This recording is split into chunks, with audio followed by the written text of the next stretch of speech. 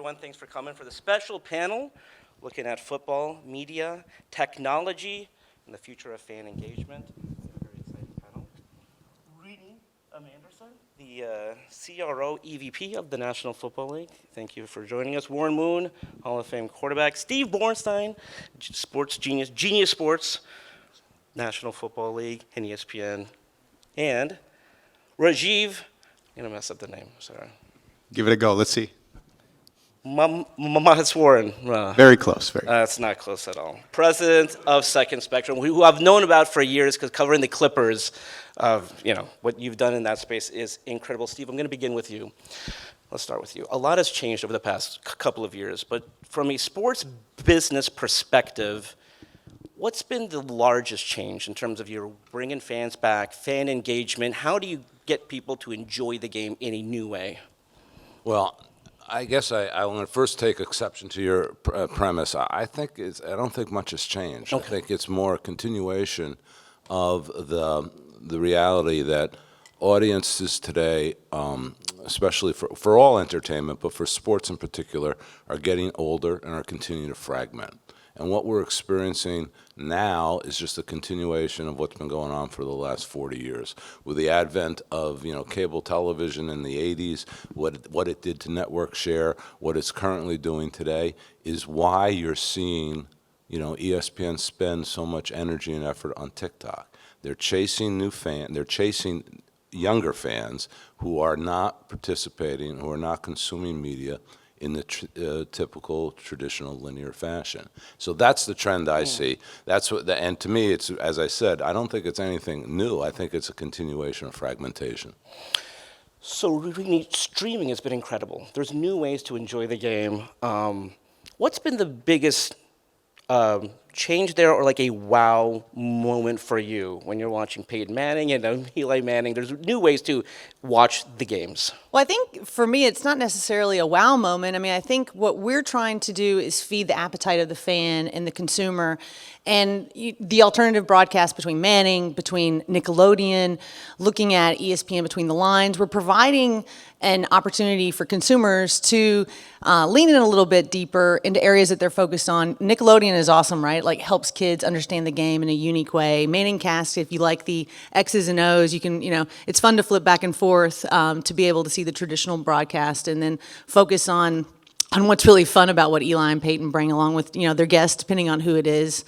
Marshawn was kind of interesting, I thought. And so I think when we think about that wow moment, it's really, this is a little bit, you and I just said this, but it's the quality of it over the quantity. We want to make sure that it really is an additive to the traditional broadcast, which is obviously supreme. And then as you think about the technology integration that goes into that, and as we think about the evolution of the game, and how we're really integrating into consumers, that's great for at home, but we're also thinking about how that helps the consumer as they're in the stadium as well, and creating those unique features that really enhance their experience, either through that digital lens, through applications on their phone, as they're also in the stadium. Yeah. So there's a lot of wow moments. I mean, frankly, I would just say the games during the entire playoffs were wow moments, and I'm hopeful on Sunday there's going to be a lot of wow moments. But that evolution of how we continue to consume the game continues to step up a level that's pretty awesome. Was there a moment where you had to think about that? Because there's so many kids now who watch the league, but they don't watch it on TV, or they don't watch it from kickoff to the conclusion. They consume it via TikTok, YouTube, streaming. Was that a gradual thing, or was there a moment? Because, again, a lot of the kids like I talked to, that's how they watch the game. Well, I mean, Steve just mentioned, as we think about our fan base, I mean, not that we don't want to age out, right? Sure. And so the only way to make sure that we're going to continue to grow our fan base is really focusing on the younger fan. And we want to also focus on the younger fan in the way that they're consuming entertainment. Today, we're doing some really fun stuff with the metaverse on Roblox. Right. I mean, right now, imagine next time we do this panel, let's all do it in the metaverse. Do it. I mean, the avatar of Warren Moon would be amazing. And so I think that as we think about how we're focused on talking to younger audience. I have 2 daughters, and they love football, but they also love playing Roblox. They love integrating. They loved watching the Nickelodeon broadcast. And the way that Nate Burleson really explains the rules, it's great. It's a complicated game, and so and how that even evolves into Madden, which is an amazing game and so fun. And so it's really important that we focus on that younger fan because they're the future, right? Yeah. Not just of our country, but of football. Yeah. And so that's something that we're really focused on. Segue to Rajiv here because we're watching what you guys have done. Nickelodeon, I watched the traditional, game. What you guys did here is incredible. So first of all, can you talk about the company? Because I'm not going to do it. I've been following the company for years because your beginning, in my view, for sports was with the Clippers. But what you're doing with football is incredible right now. Yeah, I mean, to do it quickly, I think so. We're sort of you could say we're sort of a next generation data company. And I think what we're trying to do is, a lot of people think about data and stats as like, touchdowns and yards. And we're just saying like, no, we can put cameras in every stadium and know like the body of Warren Moon's elbow every frame of of the game for the whole game and just capture all kind of that data. And the point of the data, I think the ultimate thing is not to sort of just necessarily create stats. It's basically to automate basically personalization at scale. Because when machines understand stuff, you can personalize. And that's the whole point of what we're trying to do. Now, some of the stuff you've seen on the air is us basically doing visual personalization. And it just happens to be for Romo, or it happens to be for Nickelodeon, and we've done these in a lot of other sports. And I think the idea is that we can use all this technology to basically customize, because that is the modern world, right? The modern world is, I get it my way, when I want it, how I want it, and there's a lot of competition for eyeballs. So specifically what we did, I think, with Romo is really try and get people into the game. So Romo's doing it before it was Madden. I mean, the way I learned, and I'm probably going to show it, like I played Tecmo Bowl. That's how I remember I loved playing Warren. Like it was Warren throwing to Drew Hill and Curtis Duncan and Haywood Jeffries. And, there was Lorenzo White there too, but who would ever run the ball when you got Warren Moon? I mean, seriously, like you don't do that. But then I could say like, okay, 4 go routes. I know what that is when he's playing that, on the field. And so that got me into the game because I was deeper into it because I got more of what was going on. And I think that, and there are new fans and more advanced fans and fans who want fun. I think our thesis is that you should serve everybody the way they want it. And that's what the technology is really for, is mass personalization at scale. Yeah. Warren, you're very much involved in tech. I mean, when you see what these current players have in terms of like, they can really connect with fans in a unique way that you could not. When you see that, what's something that sticks out to you, and do you wish that you had that?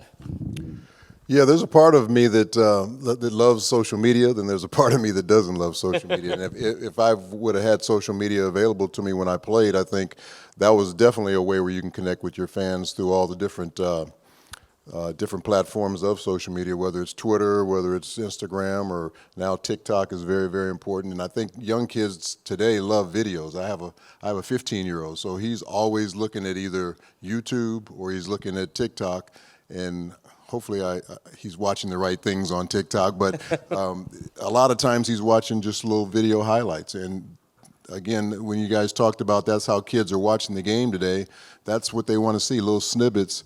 And they want to see the exciting plays, the wow plays. And that's why I think Red Zone that the NFL has is so popular, because people get to see the most exciting plays of the game, especially when you're getting ready to score down inside the 20-yard line. But that would be my biggest way of connecting with the fans that I didn't have back in the day when I did play was social media, because now you have a chance to go out and say exactly what you want to say. You can say it when you want to say it. It's going to be organic. It's going to come out of your feelings or whatever it might be. So there's so many different ways to do that today, and I think that's why you see players using it as much as they do. Some have gotten in trouble from it because they've said some of the wrong things, but as long as you are very intelligent about the things you talk about, as long as you think about the things you talk about, because once it goes out there into the universe, it stays out there. You can't get it back. So most of the players have done a great job with it, and I think the thing I'm proud of is that they're using their platforms to, to make change, and especially in social justice and different things like that. That was something I would be able to love to have been able to do, is use my voice in a more positive way as far as making change. Yeah. I was just at the Pro Bowl in Las Vegas, and it was amazing to see the number of fans being on the Vegas Strip, walking across the bridge to the game. We'll see that in the Super Bowl in 2 years. Sports wagering and sports for years and years and years, as we know, the professional sports leagues didn't want to have anything to do with that. Now, that's not the case. I want to get your view on all that. I'm going to begin with you, Steve. In terms of a fan engagement perspective, your thoughts on now, pretty much in over 30 states, you can pick up your phone, New York, you go down the list of places and gamble in-game on sports. How does that change things? Well, I think your question is, you can do it in all 50 states. You yeah. can do it legally. Legally, exactly. You could do it in California illegally, but yes. But that's how I look at it. 100%. The bottom line is, going back for a long time, people have been gambling and betting on these games. And for the first time in the past 3 years, we've actually shown a light on it. And to me, when you take stuff out of the darkness and you put a light on it, it's going to be better, and it's going to be more fun, and it's going to be safer. So that's what we're seeing today. You're seeing with the legalization of gambling, you're going to allow for the gamification of content. And to me, that's ultimately how you're going to connect with more fans and with younger fans, is by gamifying the content. And that's what Second Spectrum does very well, and that's what that's what Sport Genius does, what Genius Sports does very well, and that's where I see it going. That's how we're going to engage Warren's 15-year-old. Yeah. Renie's 2 daughters, is through gamification of content, and it's going to start in sport. It's not going to be unique to sport. You'll find gamification on all sorts of content. One of the reasons reality programming is so popular is because of gamification, and you're going to see that continue. Let me go to you in terms of like league partnerships and how you view that. Yeah, I think a lot of people in the room we've talked about in the past before, I see some familiar faces. We took our time leaning into sports betting several years ago. We first entered into partnership with Caesars for our casino partner, and then also with DraftKings for daily fantasy, really to understand the market. I think for us, it wasn't about being the first. We needed to make sure that when we entered the market on the official partnership, that we entered it in a responsible and thoughtful way. And so we took our time, and then as we went to market and really looked at doing official partners, we ended up with a tri-exclusive, which I think we invented that term, but it was because, and it wasn't our goal, but as we started to talk to the different operators, understanding the different executions that sports betting can take place. Caesars is so unique because they have brick and mortar, they surround it with all of their entertainment and restaurants and all their offerings. FanDuel has a great opportunity as they lean into their free-to-play, and then obviously with DraftKings and leaning into their daily fantasy, it was really a great 3-level partnerships for us to lean in on the official sponsor side to understand how the consumers are engaging. We also opened up what we're calling the ASOs, which are the ability to advertise in our games. It's unique when you don't have a category available or able to advertise. You can start from fresh on what are those guidelines going to be. And we wanted to make sure that we weren't oversaturating our games with tons and tons of ads, and making sure that we're thoughtful for the fans that want to see sports betting ads and thoughtful for the fans that don't. And so we're really thoughtful how we created that program, and then also our partnership with Genius Sports, making sure that we're providing the best quality of data for play-to-play, for all of our feeds to our operators, which is pivotal for the success of it. And then I would say the fourth piece of it, which is also the most important, is the responsible gambling responsibility that we have, as well as our partners, for our consumers, and working on those ads and understanding that, yes, we know fans are going to bet on our sport. We want to make sure that they're doing it responsibly, and then also that they know where to go get help if they need help as they are betting responsibly. So it's a huge responsibility, and I think I said responsible, the word, at least 10 times just now, but it's something that we're very focused on, and we spend a lot of time on, because it's not just about the revenue, not just about the partnerships. It is about the responsibility that we have as we continue to do this legally within those 30 states, and as the legislation continues to evolve. I mean, it was amazing what we all saw in New York when they turned mobile on recently, and the engagement during the NFL playoffs. It's only going to grow, and so that responsibility piece is on all of us within the sports ecosystem to make sure that we're really focused on that. Can you talk about how technology plays a role in that? Because you need the information, and the end game with 5G technology, if you got your phone, you're like at a game, and the ability to say, what's this next shot going to be? What's this next play going to be? Is this going to go for first down? How does your company work with that? All this new tech, I guess. Yeah, I think so. I'm just gonna like back up a little Yeah. bit. Like, we are actually collecting a lot of data, but I think the question is like, how do you manifest it? What's the point of all of it, right? Yeah. And I think comes to the point of this panel. It's like we're talking about fan engagement, and why should we even bother, right? Because when I was a kid, I grew up in Wisconsin. Like sports was I would watch sports all day and all night. You could throw anything on, and I would watch everything all weekend. The sports was king, and the NFL was the king of kings, right? And even though I was in Wisconsin, I would watch the Braves on TBS and the Cubs on WGN because like sports was the most compelling content around, and anything on ESPN, The Deuce, like you could go. I would just watch everything, and I think that the big change is now, like, it's technology. Like, I got this rectangle in my pocket that makes me very, very happy. And there are a bunch of other, and as a consumer, like, my life is awesome, right? But if you look at sports, and I think this is how we started, like, there was the first broadcast of sports, the 36 Olympics. And what has happened since then? Color, HD, score bug. I mean, like, that's like the history of how my experience has fundamentally changed. And now it's very competitive. So we all have to care about engagement. And if you look at what Steve was talking about, how do you gamify? And the reason we talk about gamification is we all know what the most engaging things around are. Games, like video games and all these things that happen. And they give me, as a person who wants engagement, a lot of things. Interactivity, betting is a part of that.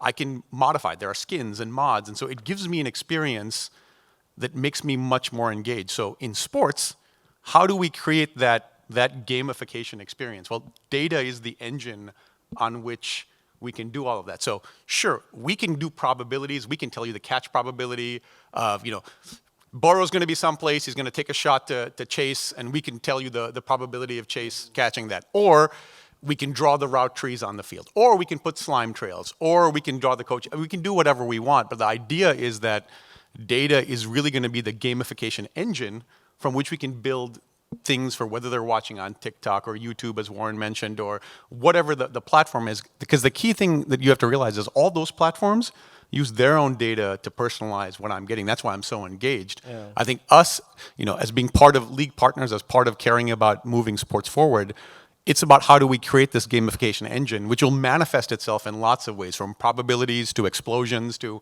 whatever you want, whenever you want it. And that's what we're focused on, not just like, can we get a probability? Like, sometimes I want a probability because I'm a data geek, but sometimes, like, I'm with my daughters and I want them to watch football. And it's like, what can I put on the screen that will make you let me watch this game? And that's often like what a lot of the things we're doing. So. Yeah. So Warren, I mean, as someone who's been a part of the league for a long time, and when you see the league now have, a casino sponsor and things like that, your thoughts, I guess? Yeah, I did have the pleasure of playing the game within 4 different decades. So I saw a lot of different things happen from the 70s all the way to 2000 when I retired. And I remember the days when fantasy football, it was looked at by the players from the league that don't get involved in fantasy football. You don't want to talk about fantasy football with anybody. Then all of a sudden it got to a point to where it could be monetized and it can be controlled, and now fantasy football just kind of blew up, and that's where a lot of the fan base comes from nowadays. And it's the same thing with gambling. We were told you don't do any appearances in Las Vegas. Yeah. Don't do any appearances in casinos. That's a no-no. That's a no-no. But now it's come full circle, and here we are with gambling everywhere, casinos everywhere, and it's all okay. So there's been a big transition when it comes to gambling in sports, and the league is a big part of that, and just like all the other leagues as well. And I just joined the board of a minority gaming company called Atlantis Gaming, so I've kind of joined into that realm as well, and it's here to stay. People are going to bet on games, and they're going to make it easier to bet on games. I'm sure at some point you're going to be able to just use your phone right inside the stadium and make your bets as you're sitting there watching the game. But it's just the way things have progressed in sports. And like I said, there was a day when all of that was taboo, but now today it's all fun and games, and let's make a lot of money. Hey, Just Warren, so you know, I drafted you a lot. I was going to ask him if he's looking at you guys looking at partnerships. Yes, definitely. We're going to have a Q&A portion as well, so if anyone has any questions, raise your hand. We'll make sure it was answered. Sir. I'm just curious, we've heard mass personalization at scale. By what factor? I know we don't care about the revenue solely, really. But We care about it. I said solely. I'll ask this responsibly.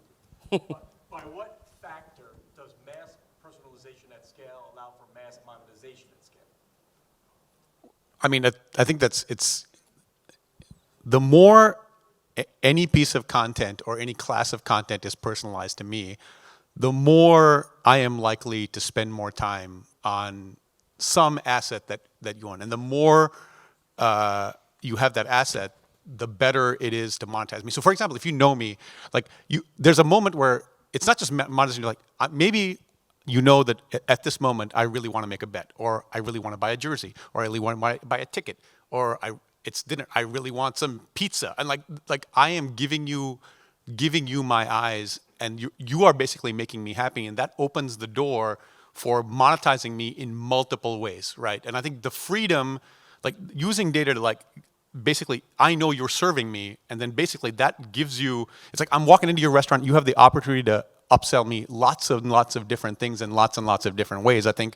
And also like, it's just mass personalization, not in terms of like making the content good to me, but like knowing that let me use the other example, like, I'm sorry, Stafford makes a pass to OBJ, and like you might know that I'm an OBJ. That might be the right time to sell me an OBJ jersey. Or you might, like, it's just when I give each and every fan, and if you know I'm a kid or I'm watching the slime mode, like that's an opportunity to sell a very different thing than if I'm watching catch probability mode, right? And so you just know it's not only that I will give you more time, but you know the kind of products that I might want to buy in the ecosystem as a function of that. So I think mass personalization is not just about, it's both about engagement, but engagement directly ties into monetization. Given that there's a diminution in eyeballs, NFL aside, how much more valuable is each eyeball? Well, I think that we haven't actually tapped that yet, right? Because it's one of those things that when you say, it's like, okay, I'm just going to the technological expansion. Like, what's the value of Google what's the value of having an eyeball on a list of sort of a page where the monetization was not invented yet? I think that we haven't even scratched the surface of what is possible for monetization. If you look at all the monetization models that exist today, they're great.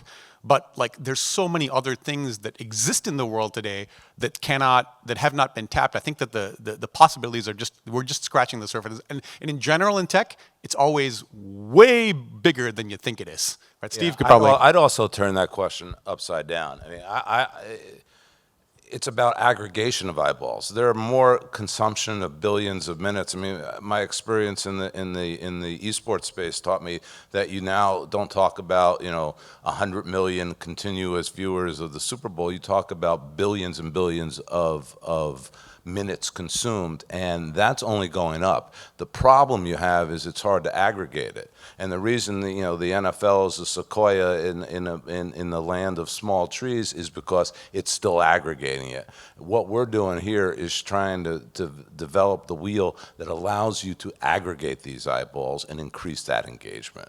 And that's different than there's less people watching. There are actually more people watching. They just have more alternatives.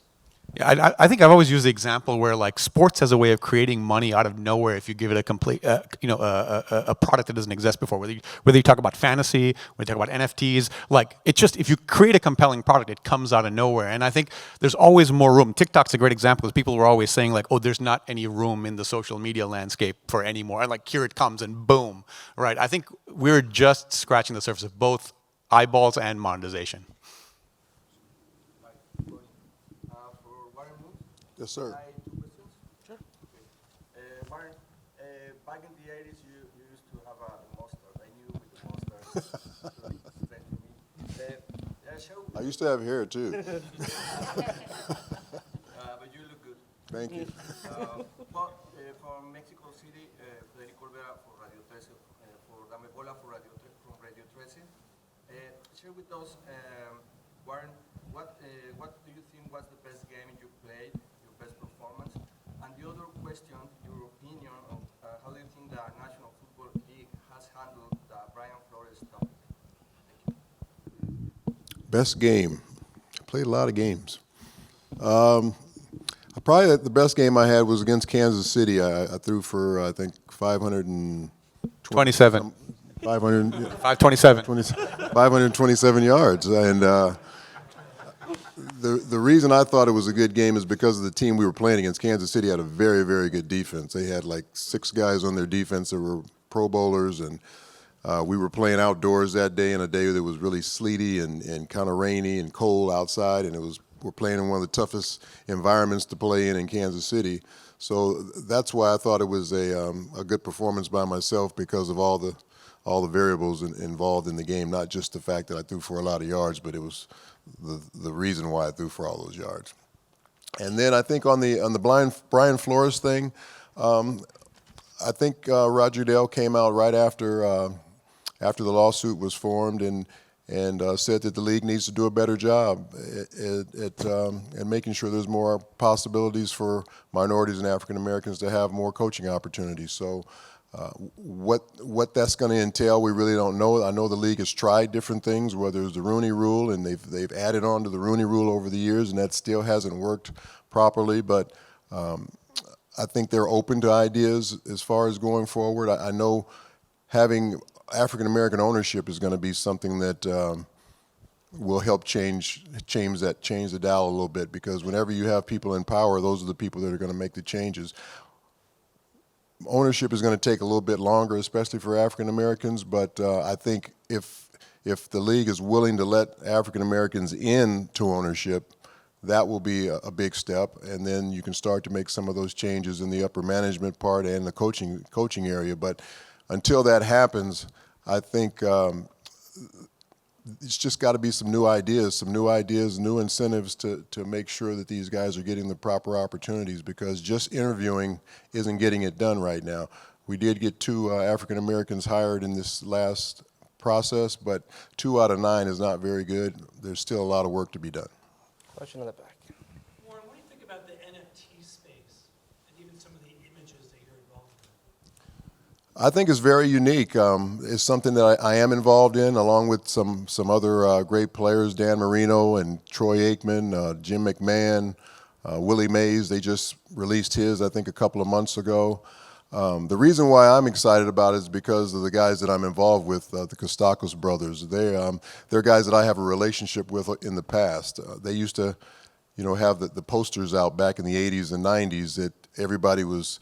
If you were on a Kostakos brothers poster, it was like being on the cover of Madden or something like that. And I had I think 2 or 3 different posters during those days, and they've kind of taken those same poster ideas and created digital art off of them. So. That's one of the reasons I'm excited about it, is because I know what these guys are capable of doing. They take a lot of pride in the work that they do. They put a lot of time into it. And because we have that relationship from the past that was successful, that's one of the reasons why I wanted to get back involved with them when I was approached by them. Same thing with Troy and Dan. We were all involved with Kostakos brothers back in the day, and really happy to be back involved with them again, because I think it's going to be done the right way. I would just add on that, what we saw during the pandemic was the engagement of consumers that shifted really in this focus of collectibles. Yeah, I mean, and you see that with this insane focus on trading cards and now non-fungible tokens, which may not have existed really a couple of years ago, right? And what's so unique about them is that scarcity. If Warren has 100 NFTs out there, it's not as valuable as if he has 1 or 2 that are very valuable. Right. Of this, as the example of the poster that you mentioned, which is very unique. And that's just the tip of the iceberg as we think about the possibilities as what's next of the blockchain, and as that enters into the technology ecosystem of all things NFL. NFTs are just one area of that for, frankly, unique experiences now, former players, active players. We've got a relationship with Dapper Labs where we've dropped a variety of awesome collectibles that are happening now. So it's going to be really exciting to see where that goes. But that's another area of focus because of that fan engagement and that behavior shift that maybe a couple years ago didn't even exist. Which brings me to this. I mean, my age group watched the game, and the game was everything. That's all I needed. The whole gist of this whole thing is now you've got to engage these fans, the young audience. Why has that changed? I mean, we've discussed this, but what is the big change, and why we have to spend all this on this young fan base? Because my group, we just watched the game. I don't know how old you are.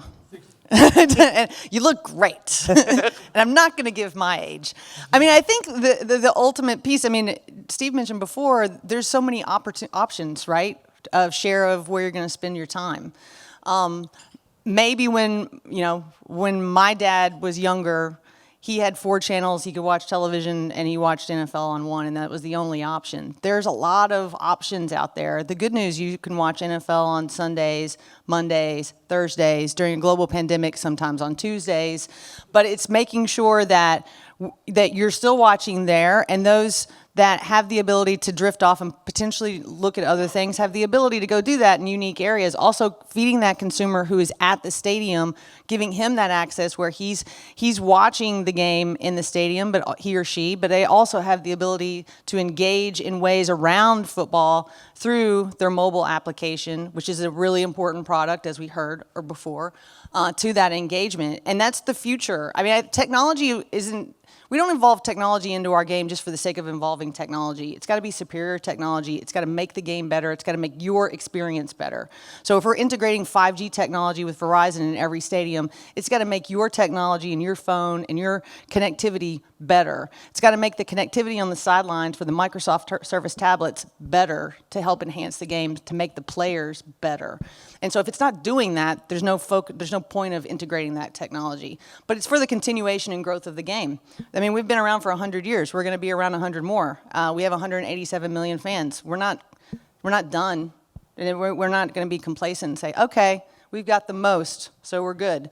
We're going to continue to move forward because we're going to continue to grow, not age out, and ultimately make sure that the next generation of fans carries the torch and makes it even better. I think the best is yet to come for the NFL. You know the demographics now of viewership? What is the basic demographics of NFL viewership? I'm trying to think off the top of my head. I don't have those stats off the top of my head. I mean, I'm looking over at Alex. The general demographics of the average of general viewership. Viewership for the NFL. Our viewership, our average demographics of viewership. I mean, we hit every demographic, so I'm not sure which number we want to give. So there's a lot. Yeah, there's a lot of ways to break it down. I mean, the good news is that we're pretty much a good swab of the entire population of the United States. We are, I think it's, when I'm thinking 60-40, men and women. And then obviously, 18 to 34 is a really strong part of our fan base, and then 34 above is also a very strong part of avid fans. But my dad's 80 and he's a big fan of the National Football League, and my daughters are 13 and 14 and they're avid Jet fans, no matter what. And so I think the opportunity is somewhat pretty broad as we think about that.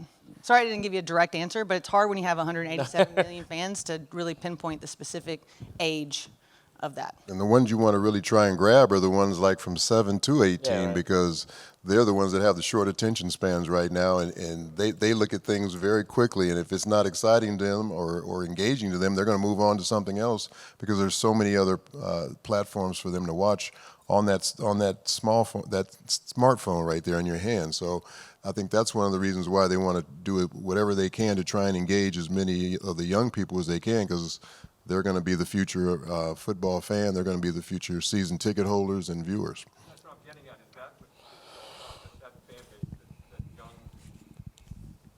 Not everything is about the young fan base. I mean, clearly, if other people are engaged in technology, that's about them too. But obviously, we've got a real direct focus on younger fans to encourage that growth of the game. But let me follow up on that. Like, when you have 187 million fans and they're different and they go from 13 to 80, my dad's 82 and he's a huge fan. And I think that's the whole idea of sort of mass personalization. It's like, what does one person like and another person like? You can't basically do one size fits all for 187 million people. Right. So I think you got to meet people where they are. So we've got 13-year-olds engaged with the game and 80-year-olds engaged with the game, and that's the whole point. They don't want the same thing, but I think that's what technology lets us do. Is like, you can serve all 187 million or 1 billion fans in the way that they want. So I think that's the entire point of all of this. Is like, yes, we have hundreds of millions of fans. And they want to engage in their own ways, and through technology, we don't say that everyone gets what the 80-year-old wants, or the 60-year-old wants, or the 40-year-old wants, or the 20-year-old wants. We can, and the 20-year-old in a different state might want a different thing, and a different country might want a different thing. And I think that's the idea: is that we don't say you have to have it one way or the other way. You have it all the ways, your way, right? And you can tailor it to all those different groups, right? Yeah. Let's get to a couple more. Do you think there's any, it's kind of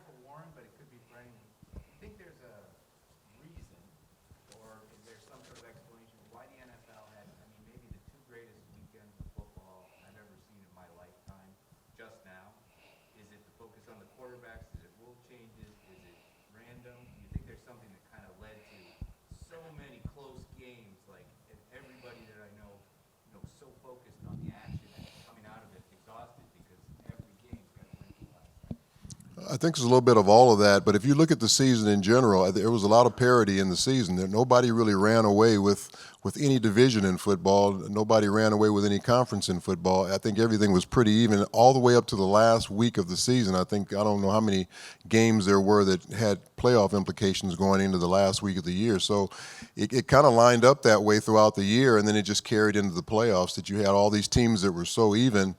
That's why it came down to the last play of the game in a lot of these different games, because these teams were so evenly matched. So I think all those things you talked about had a lot to do with why these games were so great.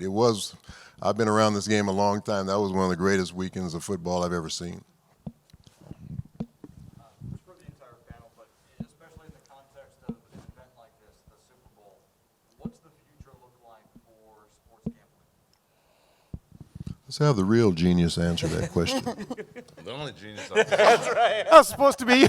He's the only doctor I know. That's right. Look, I think that it's, I think that we have a natural interactive device that we're all carrying around, and it's very natural where I have my thumb is within an inch of this, and I'm tapping it all the time, and I'm doing all kinds of things, whether it's Twitter or Wordle or whatever the latest thing it is. So I am naturally predisposed, and I think as content gets more digital, as I'm watching it on an iPad, on a phone, or even if that phone's sort of paired with my watching in a big screen, there's going to be opportunities to let me engage on any level. And I think betting is going to be one aspect of maybe I'll be my daughters are pretty young, but at some point I assume she'll get a phone, but there could be games that we play with each other while we're playing, and it might be non-monetary, it might be for points and then later that could naturally sort of, again, I have lots of sort of groups of my thing, but I think that there's a natural interactive device that we all interact with every single day. There is going to be a movement where if you personalize it to me and you don't overwhelm me, I think don't overwhelm the screen, don't overwhelm the experience, but if you find the right form factor, and that's why personalization matters, to get me the right opportunities at the right time, I'm going to be tapping that thing because I'm tapping it now, and I think that basically if that is going to be a game changer. I mean, the phone is, to say that the smartphone has changed the world at this point is sort of passé but I think that sports is frankly always behind in all content industries, right? So Google basically changed the phone book, and sort of Amazon changed the store, and almost every the newspapers have changed, and sports as a content industry is a little bit further behind. And part of the reason is that technologically it's hard. It's live video. It's a harder thing for machines to scale, but you can see what's happened everywhere, right? Once that phone really becomes an important part of your engagement with sports, that is going to be a natural point where people are just interacting with each other and the game in that way. And so I think there's going to be a lot of tapping, and I think we haven't quite even come close to unlocking that. And that's not just betting, it's e-commerce, it's NFTs, it's all that stuff will be bundled in to that device, and we haven't even come close to unlocking it. So if I could just follow up, you said you haven't come close to unlocking it. What do you think the next steps are towards unlocking? Well, I think you're trying to see that. I think the next step is more and more sports going digital, and digital becoming a more primary avenue for content delivery. And you're sort of trying to first that was Netflix, and then sort of Disney Plus came, and now you're seeing Peacock and Paramount Plus and every media entity, and even with the NFL with Game Pass and Game Pass International, it's becoming more and more of a priority. So the next phase is for leagues and media to make digital and digital delivery a more important part of their ecosystem. And that's a natural thing that has to do, because for serving the 13-year-old versus the 80-year-old, even my dad sort of sometimes is how can I get this game on? And so I think that's the next phase. So the next phase is moving more and more stuff onto digital streaming. And then once more and more stuff is on digital streaming, interactivity will naturally follow. Yeah, isn't Amazon coming in to play this year? Yes, they are. Yes, Thursday Night Football. Yeah. I mean, that's going to be a big deal, I think. I think you're going to see a lot of innovation there. Yeah. Hey, Joe. Two quick questions, first for the panel and then for Warren specifically.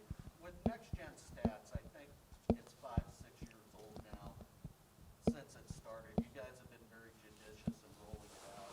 Baseball has made StatCast a lot more accessible. You guys have kind of been conservative in that. Just where's the rollout as far as that and media dissemination and also all that? And then for Warren,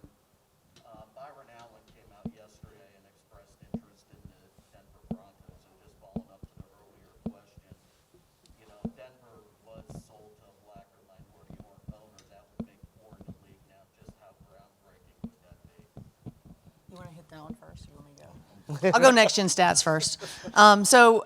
We've integrated Next Gen Stats into our game. We work with Amazon Web Services on that collection of those stats, and you see it today weaved into our broadcast with our broadcast partners in a way that is authentic into the storytelling. And I think you're going to continue to see that there. I think we work really closely also with our health and safety group as we think about the evolution of the how the stats can play within that health and safety place and focus and all those key learnings. And so that's a real priority for us. I don't think you'll see any major jumps there. However, as we think about our relationship, obviously here with Genius, and how we're integrating through the data, the Next Gen Stats feature evolve into that feed, into that focus. And so that's a really important part of the product that we provide on that sports betting front. So I don't think you're going to see any major changes as it relates to how you're integrating into the broadcast today, maybe in the future. But there's a lot of possibilities there. And now on to ownership. And I wish the best for Byron in his ownership group as they try and make that purchase. I know Peyton Manning and Eli are I've heard that they're going to put together a partnership too to try and buy the Denver Broncos. So there'll be a lot of competition there because I know Peyton's moved into the area since he played there, and he's really serious about owning that football team. So it's going to be interesting. But like I said earlier, the more minority ownership that we can have in place, the more it'll I think translate into more jobs and higher positions in the National Football League. So we'll just have to wait and see how that all plays out. Yeah. My question was, is there going to be any implementation of cryptocurrency with the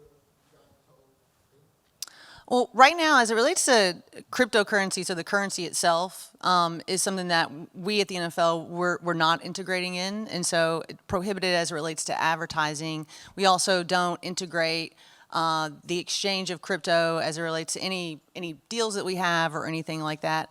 Also, though, as you think about the ecosystem of the blockchain, and there are so many companies that support through technology, through exchanges, through wallets that tie into crypto that we're really spending a lot of time on. Frankly, a lot like it's a very similar process that we did with legalized sports betting, really spending a lot of time on these programs, understanding the regulations, as there's a lot of regulations as you think about exchanges. I mean, we're next to what used to be Staples Center, right? Is now Crypto.com, which is an exchange for cryptocurrency.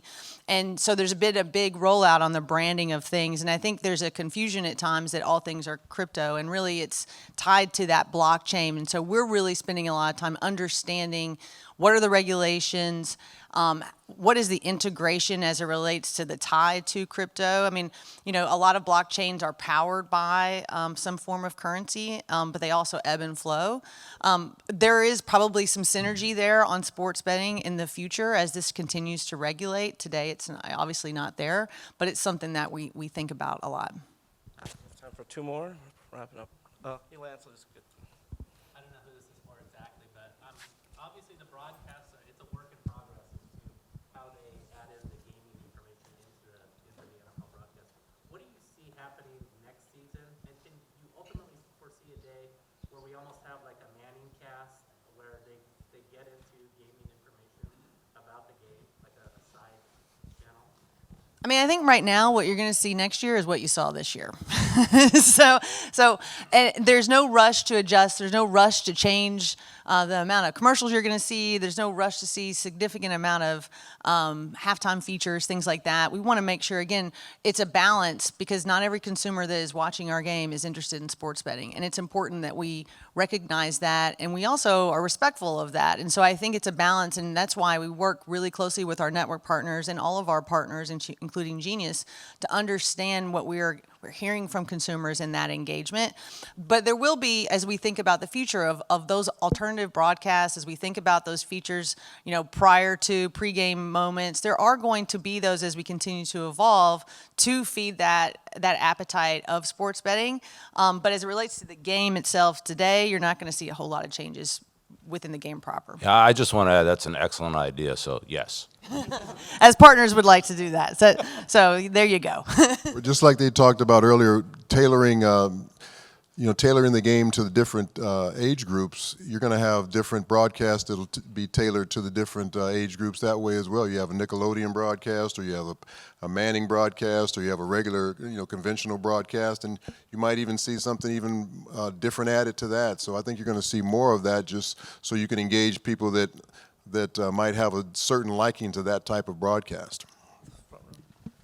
So with the announcement, I guess, or the establishment of NFL Africa, I'm just really curious, actually, for everybody on the panel, what's the enthusiasm and the potential that you see engaging on the continent, or even from a talent pipeline standpoint? Talent pipeline initially is where it started. We have several players, men in our league that are from Nigeria, and really that helped launch this idea of integrating there. And then that second step is that fan engagement side. I mean, and it's interesting because I have a colleague on my team who's from Ghana, and he's like, people always get confused. They think that Africa is a country, it's a continent, and there are countries within the continent, and there are so many different countries from Nigeria to Ghana that are really different. And so we're being really thoughtful, and we're working with experts in the space on understanding those key countries and what is important to them.